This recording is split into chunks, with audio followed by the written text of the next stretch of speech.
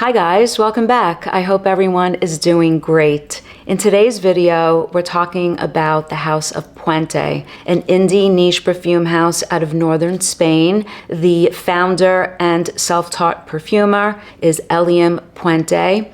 And I've spoken about the fragrance Chyprelia from this house. I reviewed it a few weeks ago. After that review, I watched Puente interviewed on the channel of Mitra et le Parfum. I really enjoyed it, learned so much, not only about the way he sources materials, but also how he got into the world of perfumery, how he founded the House of Puente back in 2022, and just some general information about how he sources the ingredients for some of these fragrances. And so some of them that are called limited edition, I now understand is because he sources certain ingredients that may or may not be available at any given time. So if they're available, he continues to produce the fragrance.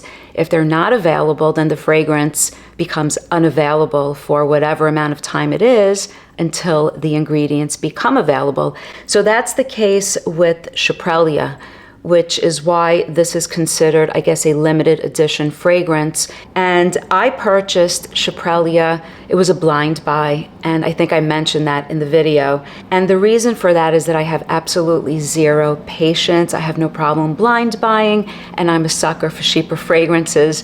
And this one got absolutely fantastic feedback and reviews, and I went ahead and purchased it. And I have since purchased a bottle of Iris Doux, as well as a sample set from the House of Puente, and I'm really impressed. While the fragrances, I feel like most of them, or a lot of them, are a nod to classic perfumery, they're done in such a modern way. Nothing about the fragrances that I've gotten my nose on, and today I have 7 to talk about, and there are more in the house than the 7 that I have. All of them that I've gotten my nose on are super smooth.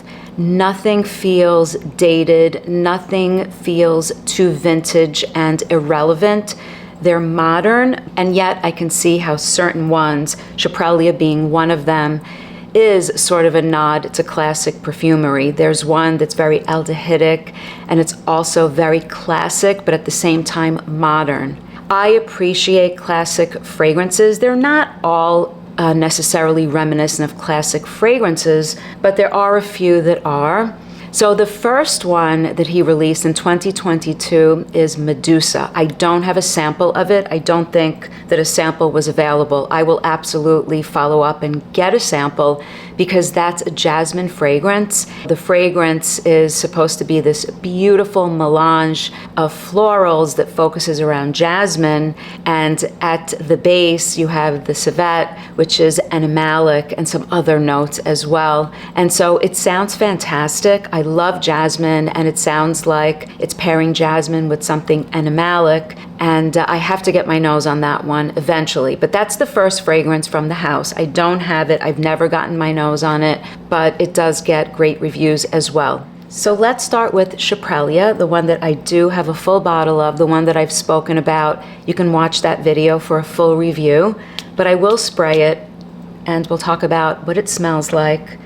It is a beautiful chypre fragrance. I really enjoy wearing this one. And like I said in the video, this one in certain respects was a slow burn for me, which now looking back, I kind of don't even get. But in the opening, it's very citrus forward. It's a little zingy, it's fresh, there's lemon and I think bergamot. So you have the lemon that's very prominent. Within minutes, you have the florals that meet this sort of fresh citrus opening. And to my nose, along with the florals comes something a little bit indolic. I don't want to use the word animalic, which I think I used in my review, because I don't want to give the impression that it's animalic in the sense of like an animalic musk or civet animalic quality in the fragrance. When I say animalic, I mean something maybe almost indolic that comes along with one of the florals in here, similar to what you get in Frederic Malle's Un Fleur de Cassis. And you have geranium, rose, jasmine, ylang ylang, and peach. So you have the fruity component as well. It is a chypre structure fragrance with oak moss in the base. And it's just stunning. All of this is on oak moss. So you get the oak moss. It's a chypre fragrance that I would say is a fresh take. I would also say that it's definitely modern, even though chypre style fragrances are a nod to perfumery of the past. There is nothing old smelling about this. This one has a sparkle to it. Chyprelia is a sparkling fragrance, and Ilium was explaining that even though it may not be listed as a note in the note breakdown, there is a Gardenia Absolute, which is something hard to source. Gardenia Absolute is difficult to source, or at least the way he was explaining, Gardenia Absolute that smells great, that passes his test to put in his perfumes, and he does include it in Chyprelia.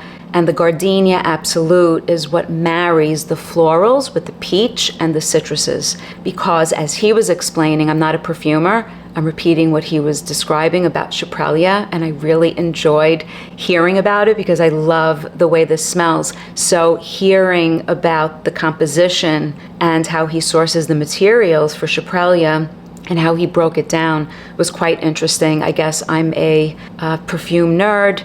I really enjoyed knowing about that. So the Gardenia Absolute sort of marries the florals, the peach and the citrus, because the Gardenia Absolute itself has all of these qualities. So Chyprelia is a beautiful one. If you like chypre style fragrances, this is a must try. It's not a dark chypre. It's not one that smells too green or too dark. It's not one that smells too vintagey. It's definitely a fresher, sparkling take, in my opinion. So it's a beautiful one. So next, let's talk about the one that I would say that I'm least interested in. Not that it's not nice, I'm just not as interested in this one as I am in some of the other ones. This one is Eaden, and Eaden is a neroli orange blossom fragrance. So it's perfect, I guess, for the summer season, which I guess we're still in, right? We're at the end of August, and I feel like fall is right around the corner.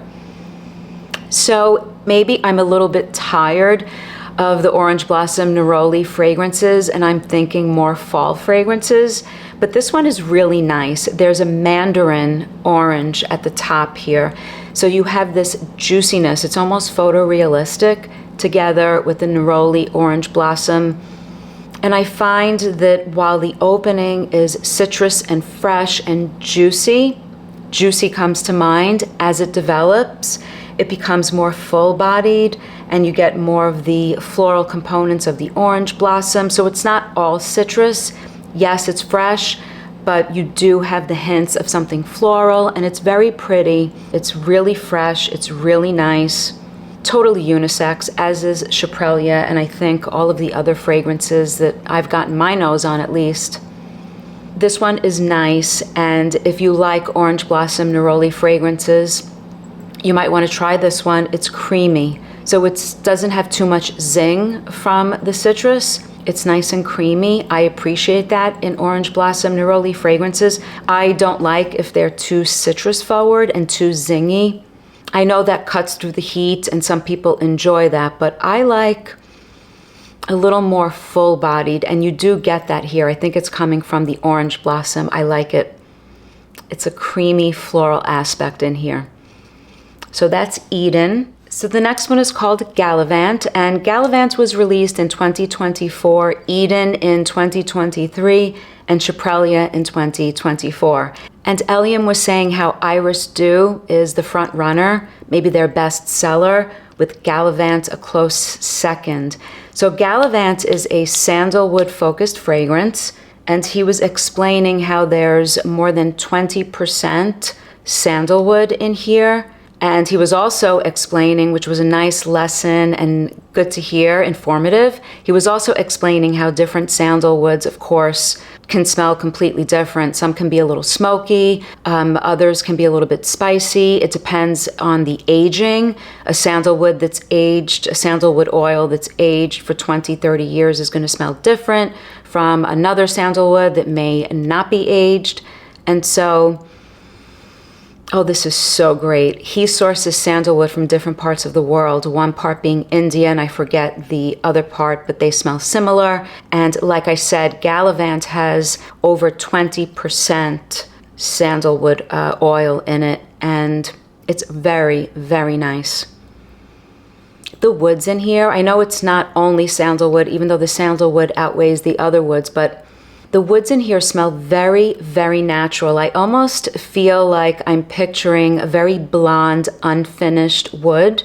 That's what I'm picturing in my mind as I'm smelling this.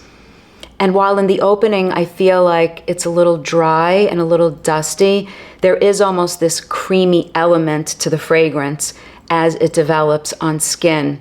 And while the woods smell unfinished and kind of clean and natural, there's something, if you really get your nose to the fragrance, there's something just a tad spicy and maybe like a hint of something a little bit smoky. If you could imagine when you get wafts of fresh cut wood, I think it's coming from just the natural aspects of wood itself. And then it gets really creamy, and there's something almost tea-like. With the sandalwood comes the tonka bean. As it develops, it gets very creamy, like I said. And I think that tonka bean is what's adding to the creaminess here, to the richness. And so the woods are not left to feel too raw. It sort of feels smooth. It sort of feels creamy because of the tonka bean, I think. And there's something that illuminates the fragrance, and I think it's the musk in here. So you have this musky quality, and it gives you the feeling that the fragrance is illuminated. Like a lot of these fragrances, the word smooth comes to mind, but illuminated also comes to mind. There's something that sort of illuminates the fragrance, and it could be the musk.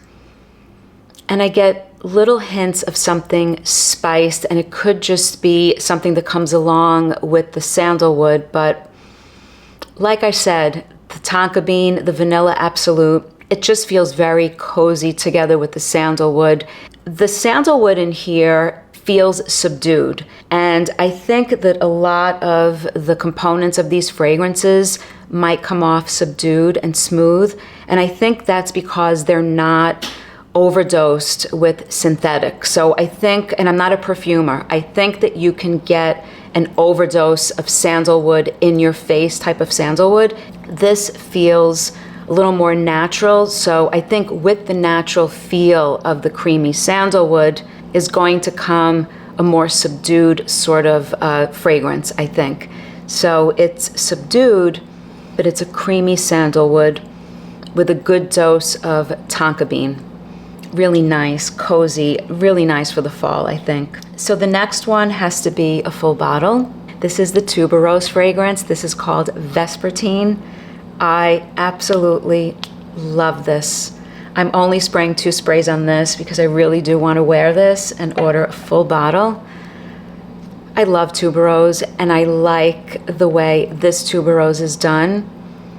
This is so intoxicating. This opens quite green, lush. It's tuberose. There's a lot of green, and I think tuberose naturally is very green. I'm thinking something along the lines of Naomi Gutzer's Nuit de Bakelit. Not that this smells like that. That's super green. A lot of people consider that challenging to wear, but this, just as a point of reference, this has some of the, I guess, natural green that comes with tuberose. So I feel like, so I made a note, I feel like I'm in a field of tuberose flowers, and not that I've ever been in a field of tuberose flowers. I don't even know what that would be like, maybe heaven.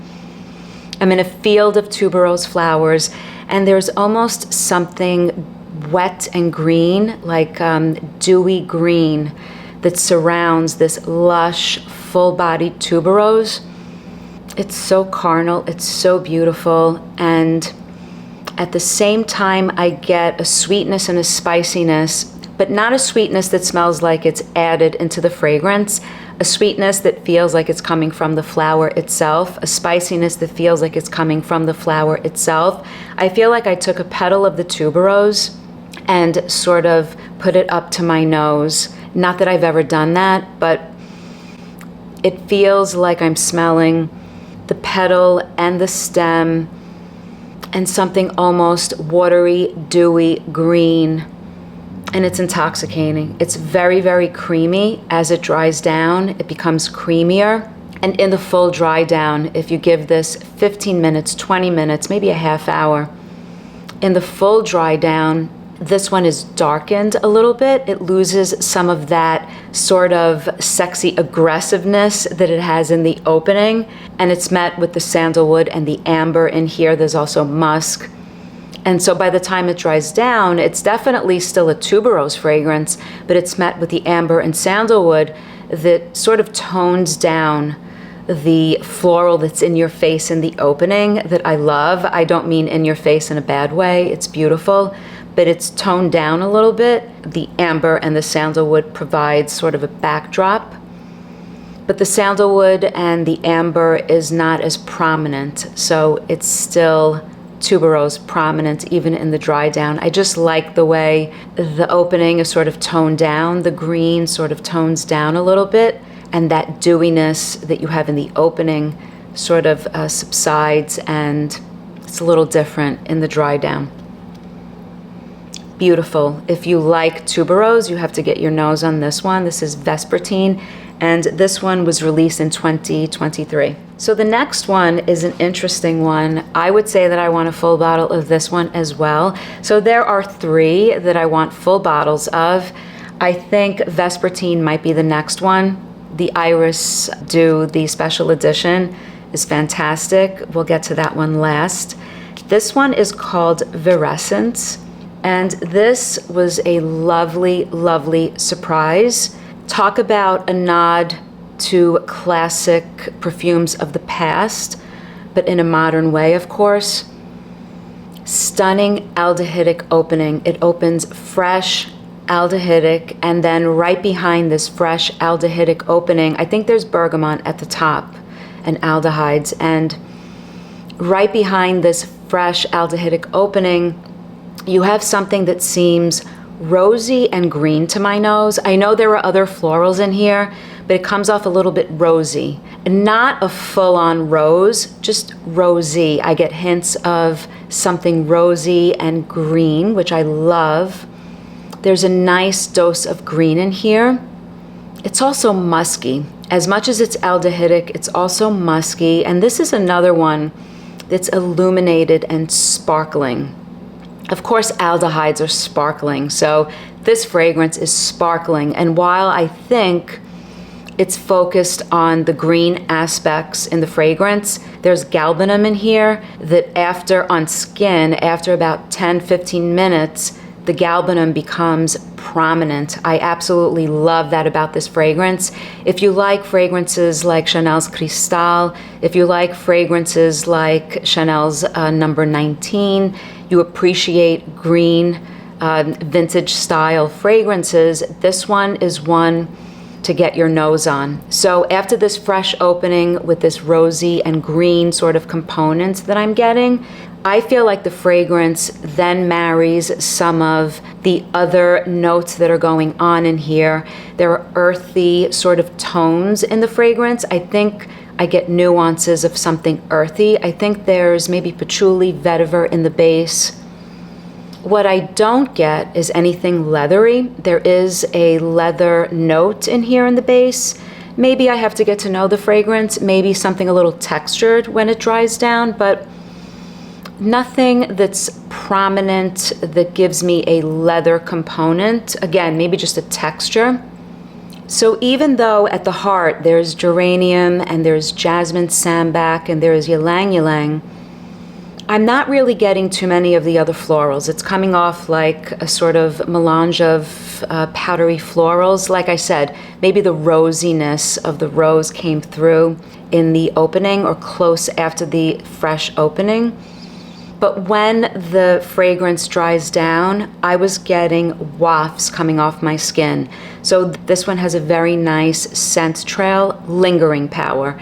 And I guess the sillage, I would say, is great because it was wafting off my skin and it was coming off like a slightly floral aldehydic fragrance, definitely aldehydic fragrance with floral nuances and the green, the galbanum. The galbanum is prominent, so I'm not sure if it's something that I am personally picking up in here. The galbanum is prominent. It's a beautiful one if you like aldehydic fragrances and if you like some of the fragrances that I mentioned, but there's nothing old smelling. This is such a modern take, which is what I applaud Ilium for with these fragrances. Such a modern sort of twist, relevant yet classic. So I really am hyping these fragrances. I purchased all of this, the sample set, the 2 bottles. No one has given me free bottles. Just so you guys know, I've never gotten a free bottle. I'm just a small channel, so I'm not a channel that's getting free bottles from any perfumer, any house. So I'm hyping them because I like them, genuinely. This one is beautiful. So that's Virescence. And last but not least, we have Iris Doux. And this is a beauty. I'm wearing this. I have it here on my left hand. My right hand has nothing on it because I have Iris Doux, the special edition, which has some oud in it. And it is a beauty.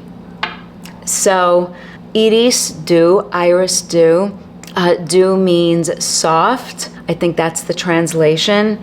It's not like what you would think of when you think of iris fragrances. Some iris fragrances are described as going powdery and some are cosmetic-y and lipsticky, some are rooty. This one doesn't have any of those qualities except that I would say maybe the powdery component. It's white in color. Iris fragrances, the iris comes from the root, as you guys know. The aging process to sort of extract what they put in fragrance is a lengthy process. It can be expensive as well. So good quality iris and fragrance is sort of expensive. And this one is a soft floral. It's a beautiful powdery iris.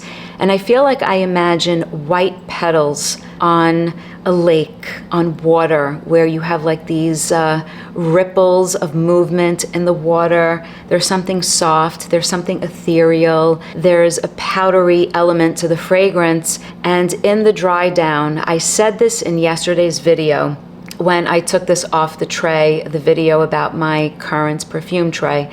In the dry down, this reminds me of the floral component in Christian Dior's Cuir Canage. I'm not saying that it smells like Cuir Canage, so please don't quote me on that, but I do feel that if you take away the leathery aspects of that fragrance, there's just something, and I'm just mentioning this as a point of reference, there's something that's reminding me of that, and I think that's beautiful in that fragrance, by the way.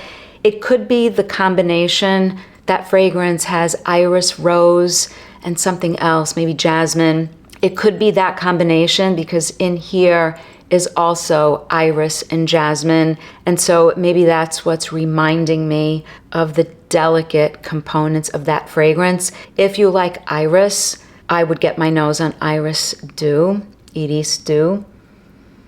It is really, really beautiful. It's soft and it's ethereal. It's a beautiful floral fragrance. So I really do love it and I'm enjoying my bottle.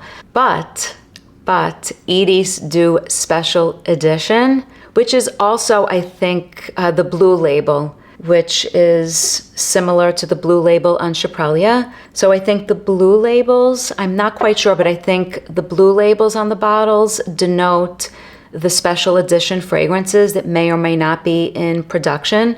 So I'm going to go ahead and spray this on skin. And the oud in here makes quite the difference.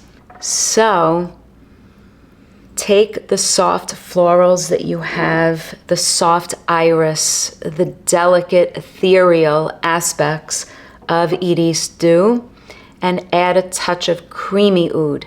Not oud that's skanky, not oud that's in your face, not oud that is barnyardy or dirty smelling. It is sort of a smooth, woody aspect that's adding this beautiful contrast with spicy nuances. I get spicy nuances. And there's a hint, maybe just a little hint to something a little bit, I don't want to use the word skanky, but oud can be a note in fragrance that is off-putting if you don't like oudy fragrances. I'm not crazy about skanky ouds and strong ouds in fragrance. I'm definitely not crazy about ouds that are so strong that they have that sort of cheese component that's compared to oud fragrances. It almost smells like cheese. There's nothing like that here. This is just adding a backbone to this beautiful composition of Iris Doux. There's a woody element, there's a spicy element that's being added to the softness of Iris Doux, but then I think it makes the fragrance a more sort of rich fragrance, substantial fragrance, so it's like a rich take on Iris Doux. So Iris Doux has this sort of soft, powdery, like white petals, delicate nature to it, while this one becomes a more substantial fragrance. It's so great, it's beautiful. Just because there's oud, it's not a dark fragrance. It's really beautiful. It's stunning. I would say that maybe Iris Doux would be the daytime fragrance, and this one would be something very, very elegant to wear in the evening, a night out. I think I may need a bottle of this before Vesperine. I have so many tuberose fragrances. Maybe this one needs to be the next purchase. And this one also, like Iris Doux, has tonka bean and vanilla absolute in the base. It's beautiful. It's stunning. Very, very well done. Really nice. So this one is a 2025 release. I don't think I mentioned that. And last but not least is a fragrance that's soon to be released for the fall. I'm not going to talk about it until it's official and it's actually released. I have it here. I've tried it. It's great. I think it's going to be a great fall fragrance. I'll just say that it's in the world of woody fragrances, but I'll talk about it when it's officially released. So that's my take on these 7 fragrances from the House of Puente. Let me know in the comments if you guys are familiar with any of these, what you guys think. And as always, thank you so much for watching, your support, and your comments. Bye, guys.